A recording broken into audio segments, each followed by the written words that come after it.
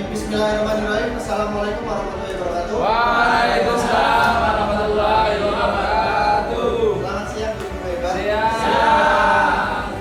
Kita adalah SMK berbeda. SMK Bisa. SMK Hebat. SMK Bisa hebat. SMK sana. Luar biasa.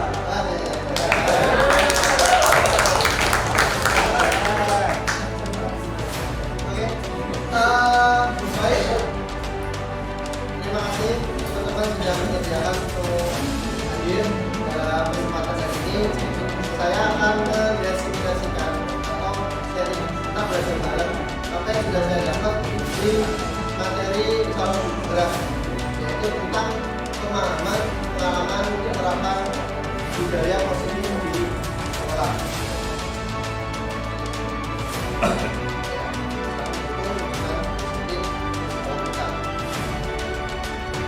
Tujuan dari destinasi ini yaitu satu, aksi nyata membisaki tempat tentang budaya. Kemudian tujuan umumnya, tujuan utamanya yaitu untuk menyebarkan pemahaman mengenai budaya positif di sekolah itu seperti apa. Nah, budaya positif merupakan perwujudan dari nilai-nilai atau keyakinan universal yang diakui oleh semuanya bahwa itu keyakinan yang bagus, yang baik. Budaya positif di sekolah dapat diciptakan, tidak dapat diciptakan secara instan. Kita harus mulai dari bertahap agar supaya budaya positif dapat diterapkan di sekolah. Mulai dari kita sebagai teladan, sebagai guru yang mencontohkan siswa. Jadi dari kita harus membuat perilaku positif supaya siswanya nanti akan mau.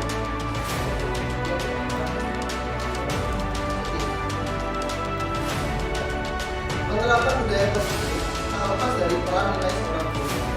Untuk menerapkan budaya positif, seorang guru harus mampu memimpin pembelajaran yang memiliki nilai berpihak pada murid, mandiri, kreatif, efektif, dan kolaboratif. Membiasakan budaya positif di sekolah tentu tidak bisa dilakukan sendiri, sehingga menurut data kolaborasi yang baik antara semua guru sekolah, sehingga calon guru penggerak kita harus mampu dan mau mengajak menggerakkan komunitas di lingkungan sekolah kita untuk menerapkan budaya positif ini.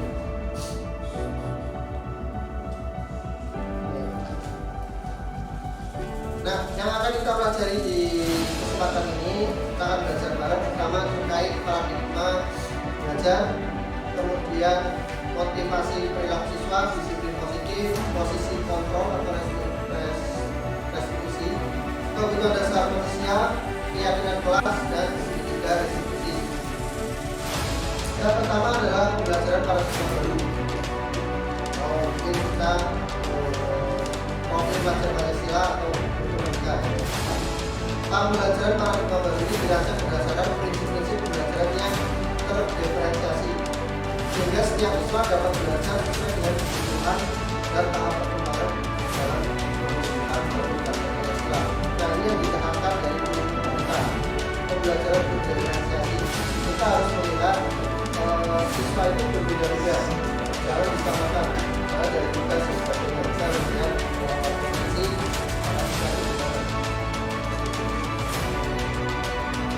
kemudian pembelajaran yang keluasan kepada siswa mau meningkatkan potensinya sesuai dengan kesiapan belajar sesuai minat, sesuai bakat yang dimiliki oleh peserta didik. Nah, ini di kurikulum merdeka kita mengenal dengan profil pelajar Pancasila. Selanjutnya mengenai disiplin positif. Nah, dalam budaya kita, disiplin itu melakukan sesuatu untuk mendapatkan kepatuhan, dan kita menghubungkan disiplin ini dengan ketidaknyamanan biasanya. Disiplin itu harus berarti mengikuti aturan. Disiplin harus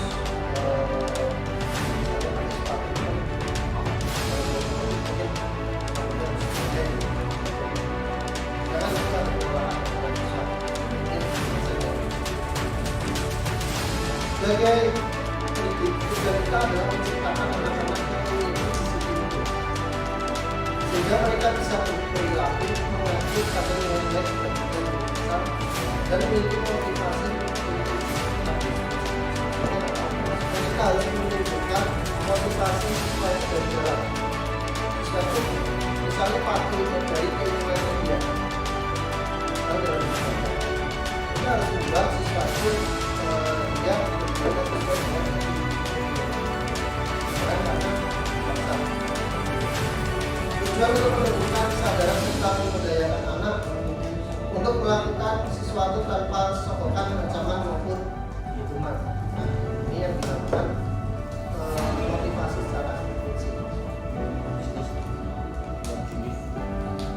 Nah, untuk tahu atau untuk supaya kita bisa membuat motivasi prinsip dalam bisa ini, kita harus tahu 5 dasar kebutuhan manusia. Pertama adalah kebutuhan kedua, kasih sayang. Ketiga, kepuasan. Keempat, bebas. Kelima adalah kesenangan. Jadi manusia itu akan menurut apabila kebutuhan ini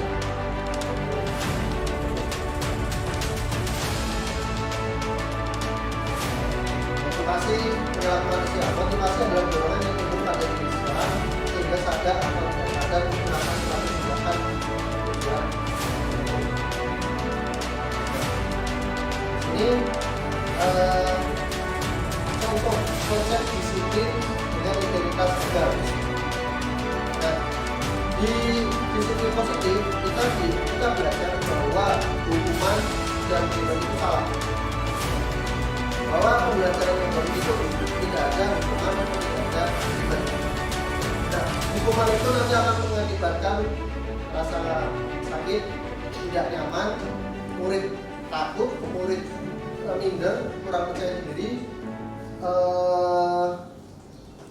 murid melatih untuk berbohong, membuat murid juga menjadi itu dapat dari hukuman. Sedangkan penghargaan itu tidak efektif karena dia dapat merusak hubungan dengan sifat diri. Ini yang dapat penghargaan, yang dapat penghargaan adalah merasa mematikan kreativitas karena kita akan mendorong siswa untuk dia bekerja karena ada sesuatu menghukum dengan sistem limit merampas hak dari Indonesia. Nah, ada yang lebih baik daripada kita hanya sekedar konsekuensi. Konsekuensi itu artinya kita membuat peserta itu melakukan sesuatu karena ada suatu tindakan atau aksi. Misal mencatat 100 kali dalam buku dan tidak akan melakukan tindakan sekolah. Ini termasuk hukuman. Karena apa? Karena dia aksinya itu adalah tapi tidak ada manfaatnya bagi yang peserta yang dihukum atau guru yang menghukum, itu dua-duanya tidak dapat manfaat. Kemudian lari mengelilingi lapangan 2 kali karena terlambat berdiri di sekolah. Ini hukuman atau konsekuensi. Hukuman karena juga tidak ada manfaatnya. Nah, bisa seperti itu kalau mungkin di pelajaran olahraga. Kalau di pelajaran olahraga kan ada kompetensinya juga. Itu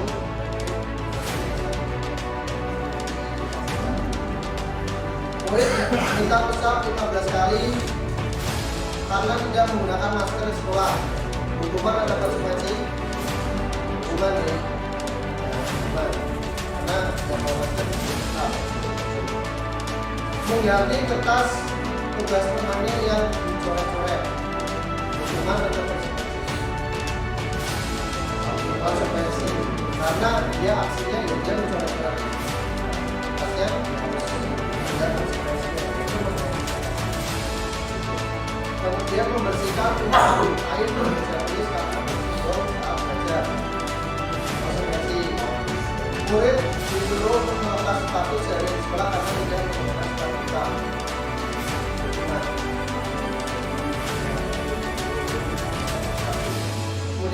mengelilingi lapangan 2 kali karena terlambat 10 menit pelajaran PJK.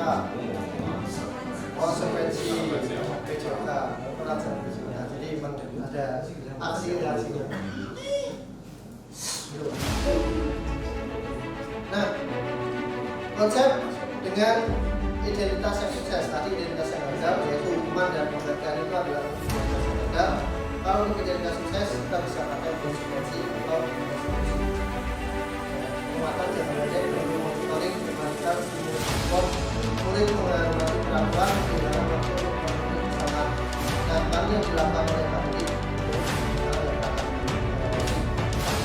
acara sebelum hukum itu juga akan konsekuensi karena masih ada hubungan yang tidak berangkat antara perilaku Pancasila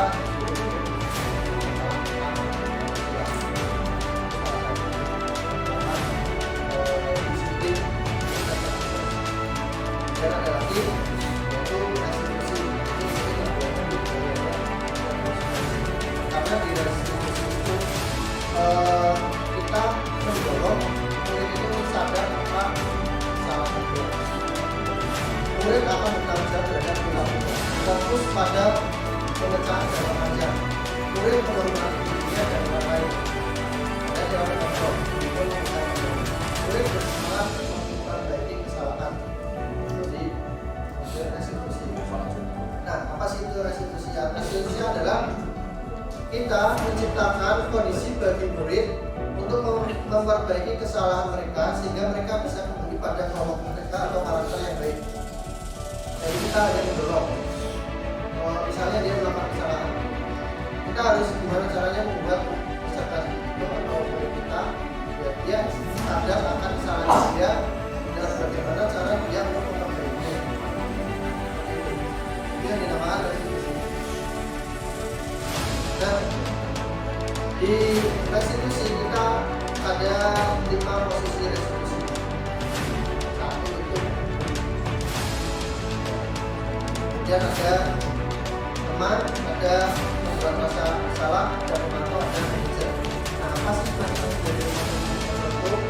Mungkin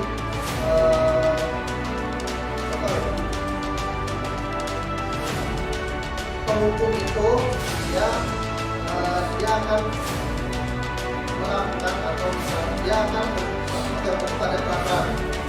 Dia mau tahu selanjutnya dan kalau dia bisa mengambil perang dan bisa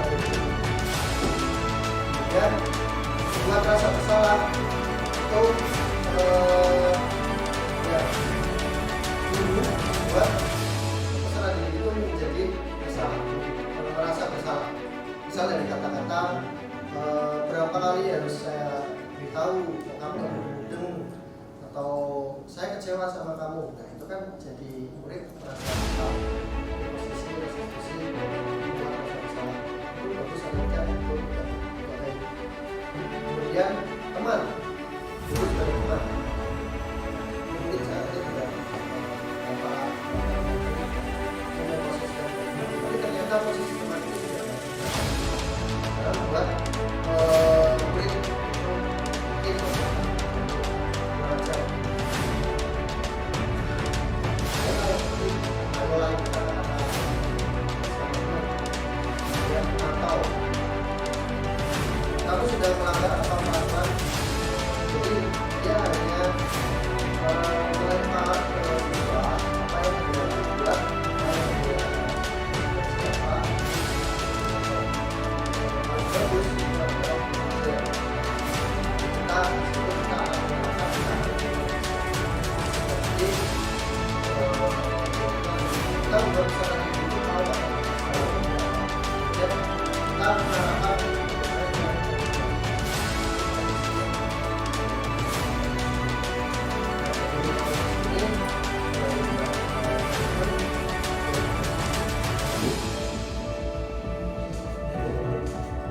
kita bisa menjadi posisi baik pemantau atau manajer.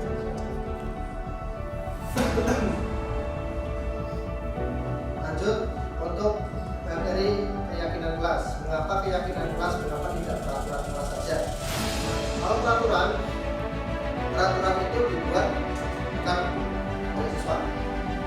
menerima berapa yang sudah ada. Kalau keyakinan kelas itu lebih bahwa kesepakatan dalam kelas. Nah, ini yang perlu dibangun di kelas. Keyakinan kelas supaya strategi nanti akan menerima segala sesuatu. Ini di awal harus mulai dilakukan. Kalau di setiap pertemuan itu dibuat yang baru. Jadi tidak ada di awal, tapi ketika awal pembelajaran diingatkan lagi keyakinan baru.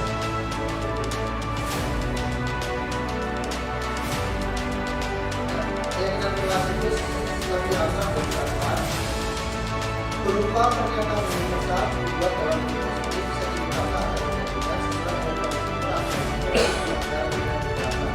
sebuah kondisi kelas atau sekolah saat membuat keyakinan kelas. Ini kemarin saya terangkan pada saya membuat keyakinan kelas apabila terlambat kelas saya serahkan ke peserta didik mau seperti apa kalau terlambat. Nah, ternyata kalau saya mengarahkan yang ada hubungannya dengan DKV, akhirnya dibuat kesepakatan kelas kalau misalnya terlambat harus membuat desain kata-kata motivasi.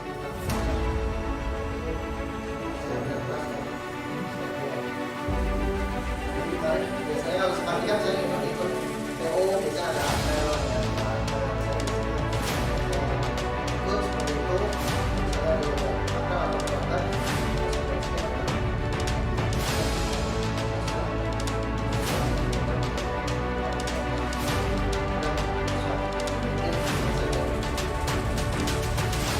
Sebagai pendidik, tugas kita adalah menciptakan anak-anak yang memiliki sisi itu, sehingga mereka bisa berperilaku mengacu pada nilai-nilai dan besar dan memiliki motivasi untuk mereka harus menunjukkan motivasi supaya berjalan. Seperti misalnya patuh dari keinginannya dia, kita harus membuat sesuatu yang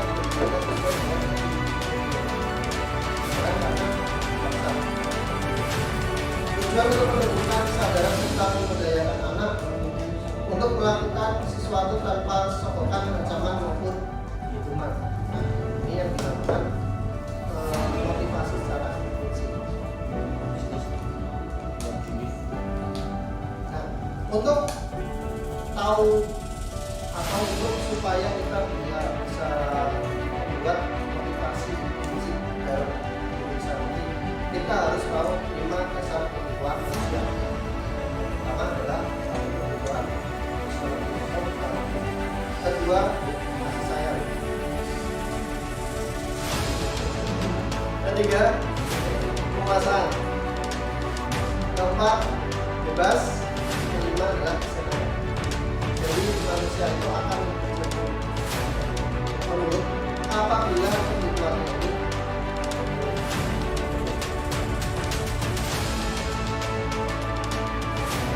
motivasi perilaku manusia. Motivasi adalah dorongan yang timbul pada diri seseorang sehingga sadar atau tidak sadar menggunakan suatu tindakan tujuan. Ini contoh konsep disiplin dengan integritas tegas. Nah, di disiplin positif kita belajar bahwa hukuman dan pidana itu salah. Bahwa pembelajaran yang baik itu tidak ada hukuman atau tidak ada pidana.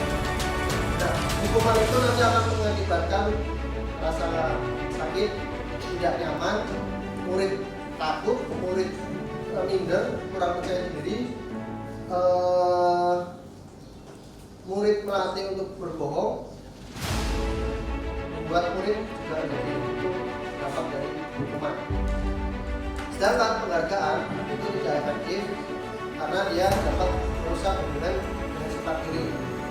Ini yang dapat penghargaan, yang dapat penghargaan adalah mematikan kreativitas karena kita akan mendorong siswa untuk dia bekerja karena ada sesuatu. menghukum dengan sistem bukit merampas hak dari Nah, ada yang lebih baik daripada kita hanya sekedar konsekuensi. Konsekuensi itu artinya kita membuat peserta itu melakukan sesuatu karena ada suatu tindakan atau aksi. Misal mencatat 100 kali dalam buku dan tidak akan menambahkan tindakan sekolah. Ini termasuk hukuman. Karena apa? Karena dia aksinya itu ada tapi tidak ada manfaatnya bagi yang peserta yang dihukum atau guru yang menghukum, itu dua-duanya tidak dapat manfaat. Kemudian lari mengelilingi lapangan 2 kali karena terlambat berdiri di sekolah. Ini hukuman atau konsekuensi. Hukuman karena juga tidak ada manfaatnya. Nah, bisa seperti itu kalau mungkin di pelajaran olahraga. Kalau di pelajaran olahraga kan ada kompetensinya juga. Itu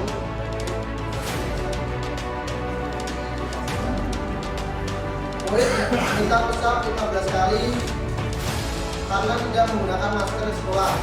Hukuman ada konsekuensi. Hukuman ya. Hukuman. Karena tidak mau masker di sekolah. Mengganti kertas tugas temannya yang dicoret-coret. Hukuman ada konsekuensi. Karena dia aksinya ya dia mencoret-coret. Kertasnya ada konsekuensi. Kemudian membersihkan air berjenis karena belum saat belajar. Konsekuensi murid disuruh untuk melepas sepatu dari sekolah karena tidak menggunakan sepatu hitam.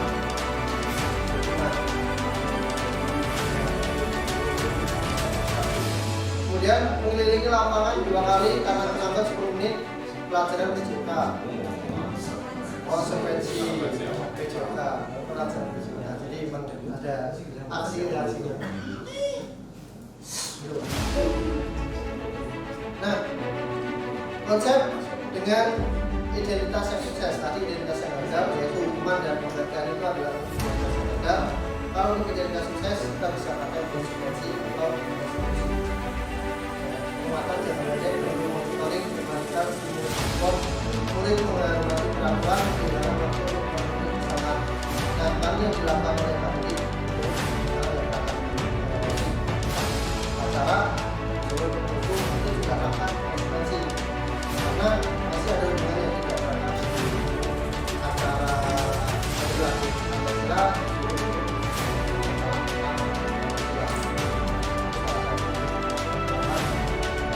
disiplin dan ada lagi yaitu restitusi. Karena di restitusi itu kita mendorong murid itu sadar apa salah berbuat. Murid akan bertanggung jawab terhadap perilaku. Fokus pada pemecahan jangka panjang. Murid menghormati dirinya dan orang lain. Dan jangan kontrol. Murid bersemangat untuk memperbaiki kesalahan. Jadi restitusi. Nah, apa sih itu restitusi? Restitusi adalah kita menciptakan kondisi bagi murid untuk memperbaiki kesalahan mereka sehingga mereka bisa kembali pada kelompok mereka atau karakter yang baik. Jadi kita hanya mendorong. Kalau misalnya dia melakukan kesalahan, kita harus gimana caranya membuat peserta itu atau murid kita biar dia sadar akan kesalahan dia dan bagaimana cara dia untuk memperbaikinya. Itu yang dinamakan restitusi. Nah, di restitusi kita ada 5 posisi restitusi. Satu itu kemudian ada teman, ada membuat rasa bersalah, ada pemantau, ada manajer. Nah, apa sih manfaat dari itu? Mungkin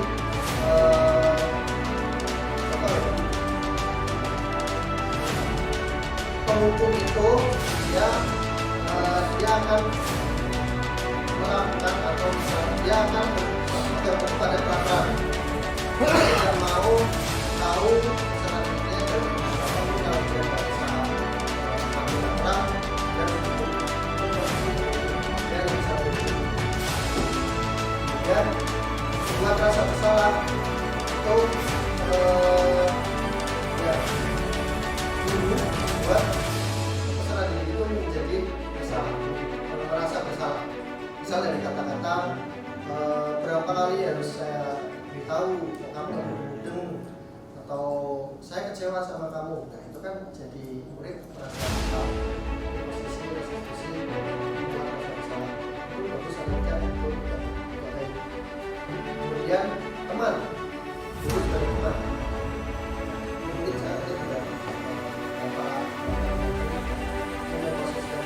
tapi ternyata posisi teman itu tidak karena membuat murid itu belajar. Kalau lagi kata-kata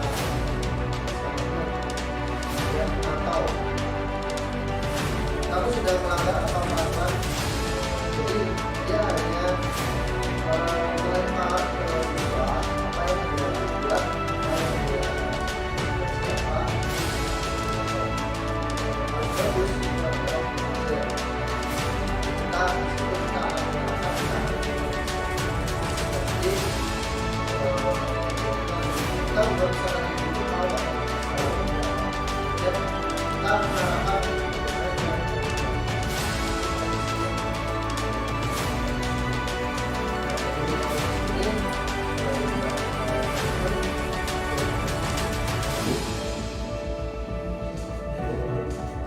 kita bisa menjadi posisi baik pemantau atau manajer.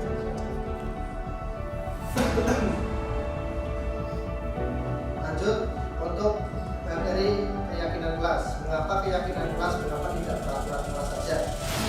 Kalau peraturan itu dibuat bukan oleh siswa yang menerima peraturan yang sudah ada. Kalau keyakinan kelas itu kesepakatan dalam. Nah ini yang perlu dibangun di kelas, keyakinan kelas supaya mitra didik nanti akan menerima segala sesuatu. Jadi di awal kita harus membuat keyakinan. Kalau di setiap pertemuan itu dibuat keyakinan kelas. Jadi tidak ada di awal, tapi ketika awal belajar diingatkan lagi keyakinan kelas.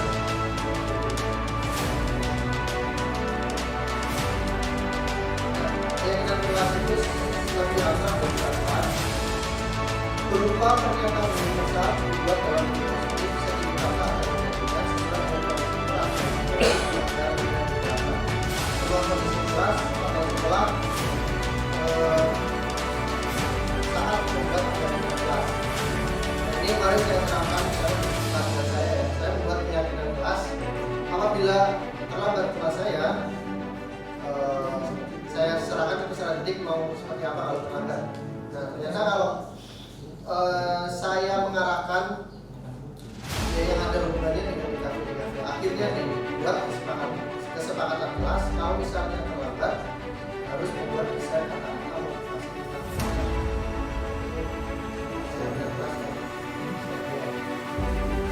Jadi kemarin biasanya kalau sepagi kan saya ikut PO biasanya ada apel seperti itu saya atau terlambat.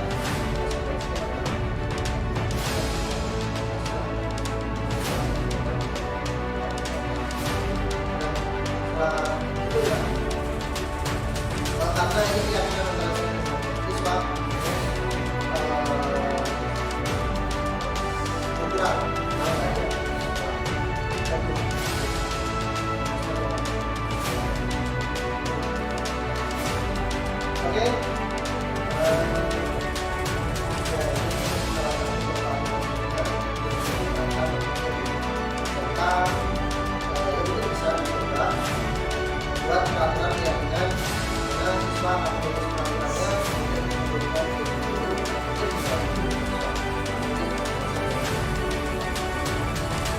sebagai pendidik, tujuan kita adalah menciptakan anak-anak yang memiliki disiplin itu, sehingga mereka bisa berperilaku mengacu pada nilai-nilai kebajikan universal dan memiliki motivasi intrinsik. Bukan intrinsik, maksudnya apa? Maksudnya kita harus menimbulkan motivasi siswa itu dari dalam.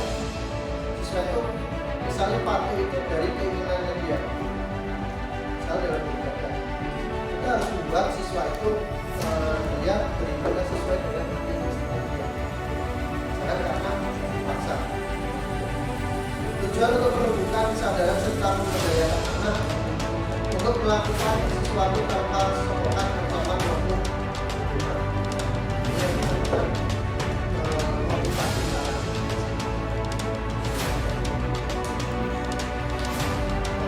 Untuk tahu atau untuk supaya kita bisa membuat motivasi dalam desa, kita harus tahu 5 dasar kehidupan manusia. Pertama adalah kehidupan, kedua kasih sayang,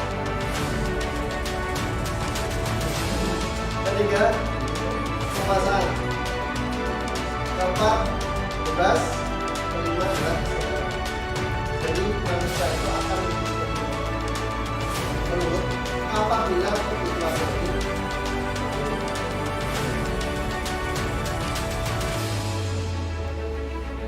motivasi perilaku manusia. Motivasi adalah dorongan yang timbul pada diri seseorang sehingga sadar atau tidak sadar untuk melakukan suatu tindakan untuk tujuan tertentu. Nah, di sini contoh konsep disiplin dengan identitas gagal. Nah, di disiplin positif kita belajar bahwa hukuman dan penipuan itu salah. Bahwa pembelajaran yang bagus itu tidak ada hukuman atau tidak ada penipuan. Nah, hukuman itu nanti akan mengakibatkan rasa sakit, tidak nyaman, murid takut, murid terminder, kurang percaya diri, murid melatih berbohong, buat murid berbohong. Sedangkan penghargaan itu tidak efektif karena dia dapat merusak dengan kita pilih. Ini yang dapat penghargaan mematikan kreativitas karena kita mendorong siswa untuk dia bekerja karena ada sesuatu menghukum dengan sistematik perangkat gak dari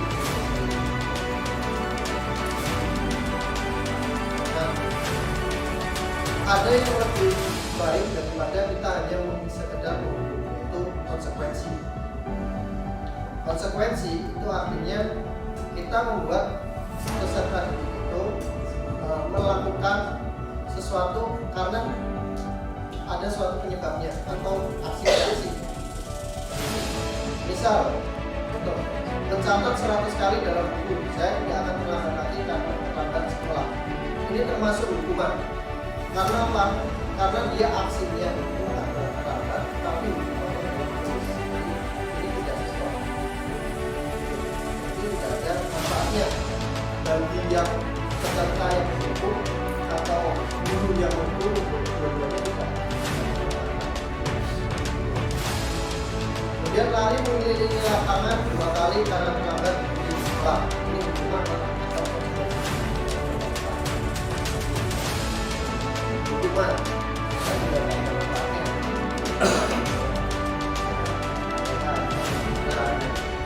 Bisa itu kalau mungkin di pelajaran olahraga, kalau di pelajaran olahraga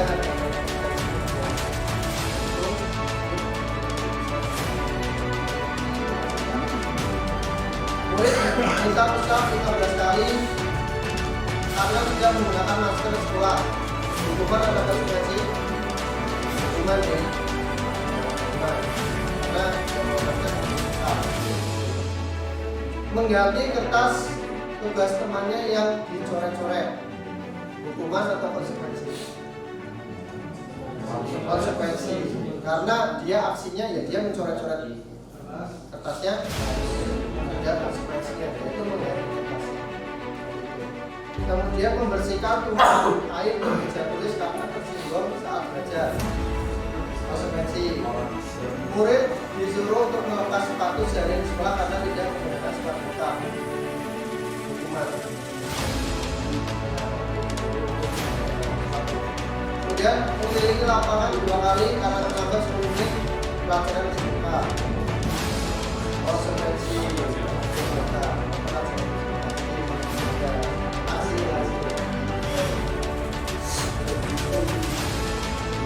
nah, konsep dengan identitas yang sukses tadi identitas yang gagal yaitu hukuman dan penghargaan itu adalah identitas yang gagal. Kalau identitas sukses kita bisa melihat konsekuensi atau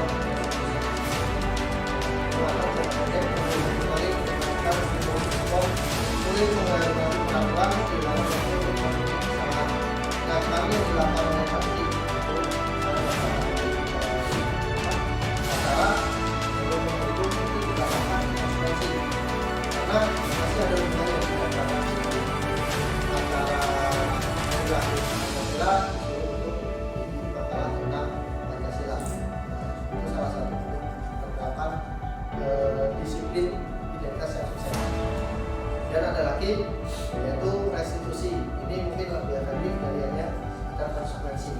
Karena di restitusi itu kita mendorong murid itu sadar apa kesalahan dia. Murid akan bertanggung jawab terhadap perilakunya. Fokus pada pemecahan jangka panjang. Murid menghormati dirinya dan orang lain. Dan jangan kontrol. Dia memegang diri. Murid bersemangat dari kesalahan. Nah, apa sih restitusi? Restitusi adalah kita menciptakan kondisi bagi murid untuk memperbaiki kesalahan mereka sehingga mereka bisa kembali pada pola mereka atau karakter yang baik. Jadi kita harus mendorong.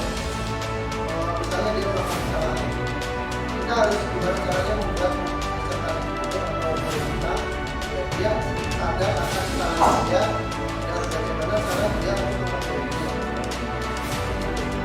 Yang dinamakan restitusi. Nah, di restitusi kita ada 5 posisi restitusi.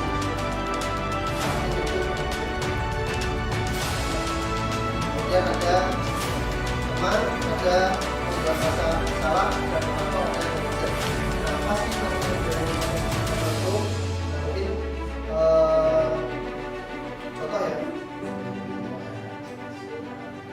Penghukum itu dia akan melakukan atau misalnya dia akan mengganggu pada peraturan. Dia tidak mau tahu pesanan hidupnya dalam apapun kalau dia nggak bisa mematuhi aturan, dia harus dihukum. Itu posisi penghukum yang bisa dihukum. Kemudian membuat rasa bersalah itu ya guru membuat pesanan hidup itu menjadi bersalah, merasa bersalah. Misalnya kata-kata berapa kali harus tahu apa yang saya kecewa sama kamu.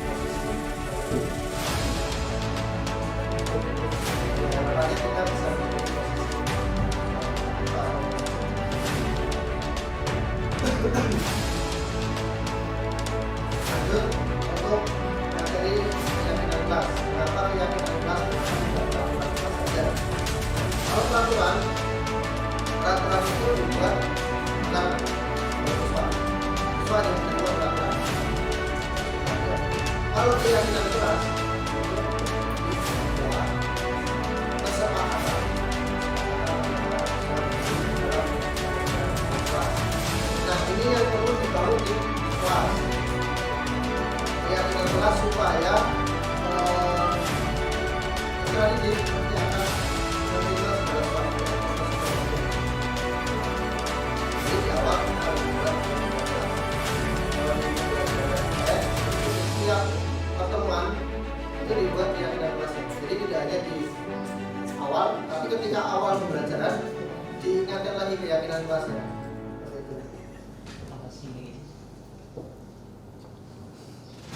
Keyakinan kelas itu lebih abstrak dari peraturan, berupa pernyataan universal dibuat dalam bentuk positif, sedikit kata atau mudah ringan sesuai dengan kondisi kelas dan situasi dan dari belakang.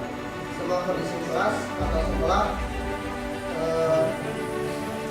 saat membuat keyakinan kelas. Nah, ini kemarin saya terangkan misalnya di pelajaran saya membuat keyakinan kelas apabila sahabat kelas saya serahkan secara detik mau pertama kalau karena kalau saya mengarahkan yang ada berani akhirnya dibuat kesepakatan kelas kalau misalnya terlambat harus membuat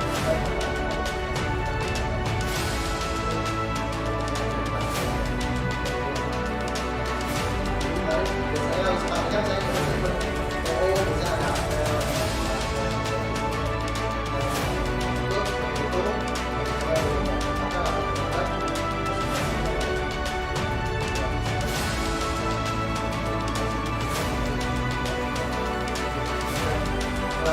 itu ya karena ini yang siswa akhirnya berkurang malah nggak ada. Saya belum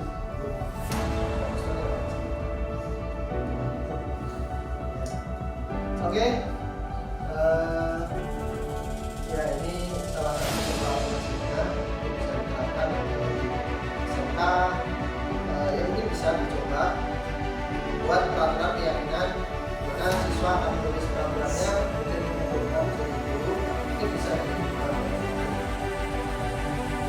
Kita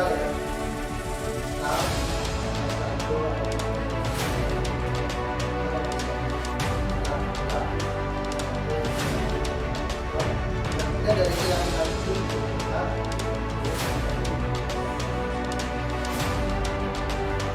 selanjutnya yaitu sebenarnya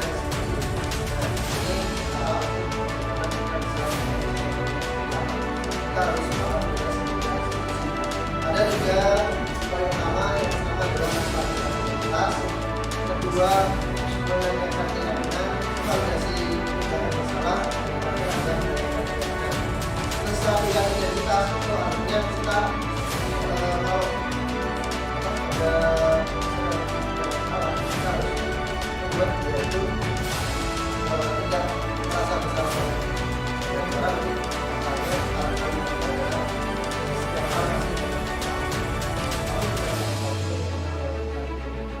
supaya membuat peserta itu percaya diri. Kemudian selanjutnya adalah validasi tindakan yang salah. Nah, kemudian kita membuat dia itu mengakui kesalahan diri itu apa? Memvalidasi dengan mungkin kata-katanya seperti ini. Dan kamu tentu punya alasan mengapa kamu melakukan itu. Adakah cara yang lebih efektif untuk mendapatkan apa yang kamu inginkan? Yang terakhir adalah menanyakan keyakinan. Keyakinan kelas apa yang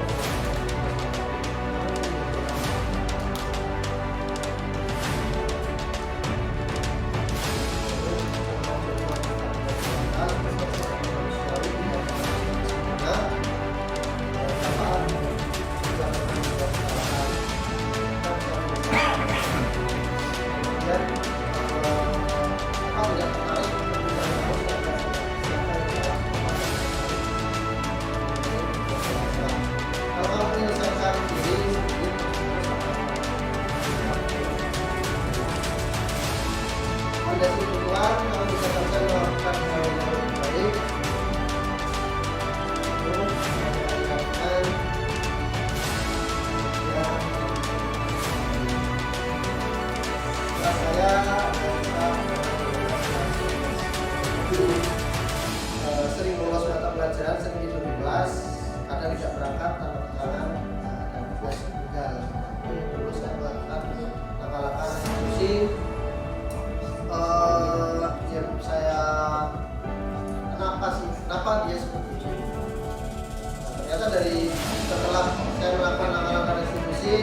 berdapat bahwa dia itu mengalami permasalahan di keluarga.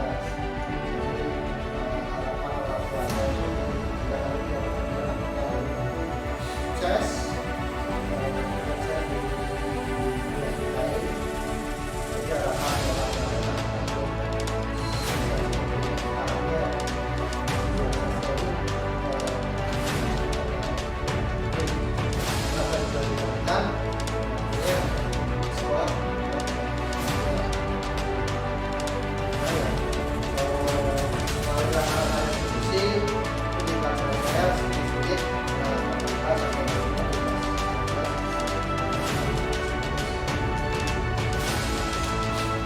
Dan ada juga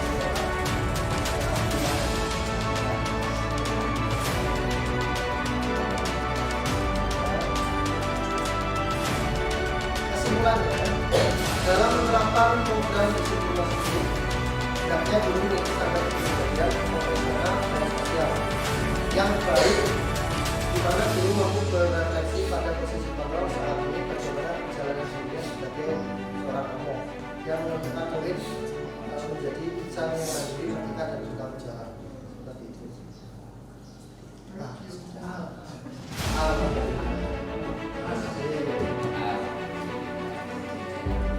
Mungkin ada yang mau didiskusi.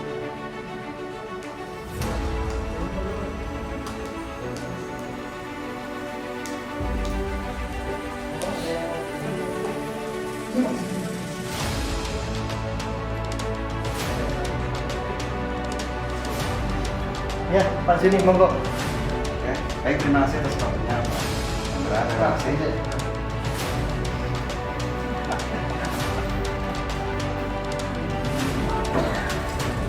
Dan terima kasih atas waktunya Pak Rendra.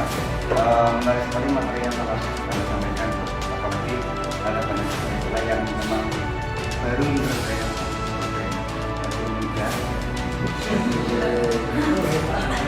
salah satu atau salah duanya itu ada hal-hal disiplin positif, terus ada restitusi dan segala macam. Oke, saya mau bahas itu, tapi intinya saya agak bingung apakah disiplin positif itu mirip dengan yang namanya hukuman positif, sama atau enggak? Bahkan hukuman dikiranya kasar atau apa gitu, tapi kan hukuman ini bersifat positif gitu. Menurut pandangan Pak Wendra sendiri bagaimana? Itu saja kalau dari saya. Terima kasih. Ini atas pertanyaannya, mungkin kita bisa diskusi terkait ini. Jadi bahwa hukuman itu menurut saya itu tidak ada yang positif. Hukuman itu akan menimbulkan efek-efek yang tadi sudah dijelaskan. Ada mungkin dia merasa kurang percaya diri, ada mungkin kaitannya dia nanti akan jadi minder, dia akan jadi penakut. Dampaknya akan seperti itu. Mungkin yang dimaksud Pak Juni hukuman positif itu sudah. Hukuman positif. Oke. Di sekolah sebelumnya saya pernah melihat seperti ini. Anak bolos, lelah dan segala macam. Artinya dia banyak kemajuan di kedisiplinan gitu kan. Dia kurang disiplin. Segala macam usaha paling murid orang tua selama itu sudah dibilang sekolah. Tapi tetap seperti itu beberapa guru masih saran gitu. Maksudnya karena sekolah kami sebelum itu basicnya itu adalah Islami, jadi saya suruh anak tersebut untuk istilahnya dress. Jadi pagi dia dress, paling enggak kalau kita lakukan secara manusiawi dia aja, paling enggak dia sudah lebih mendekat ke yang kuasa gitu. Artinya kita masukkan peran serta agama di dalam berkeyakinan bahwa dengan itu si anak sudah berubah hatinya loh. Mungkin itu saja sih hasil yang pernah saya lakukan. Mungkin mana Pak Wendra?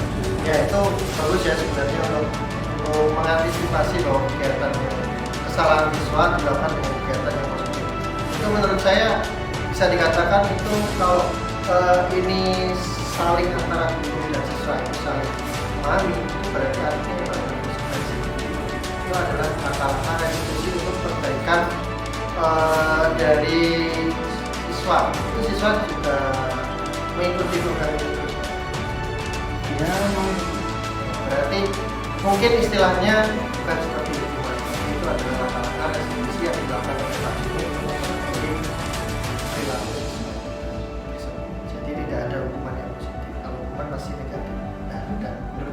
pandangan saya apa yang disampaikan Pak Juni itu adalah satu langkah restitusi yang dilakukan seperti itu. Tapi baca Qurannya 2 juz Pak. 2 juz Pak. Iya. Berapa lama ini? Ya 3 jam.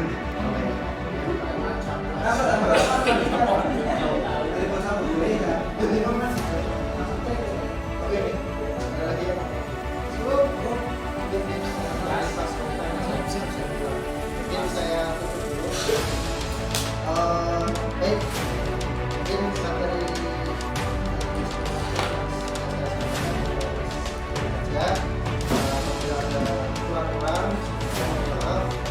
Kita belajar beserta untuk menerapkan perilaku positif.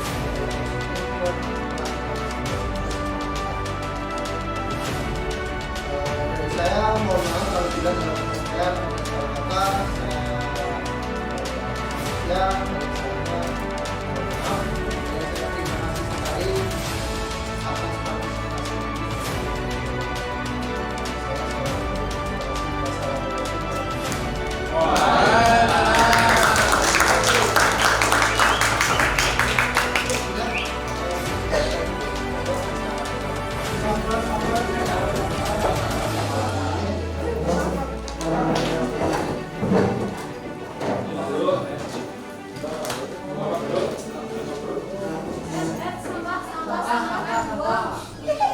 Aman-aman.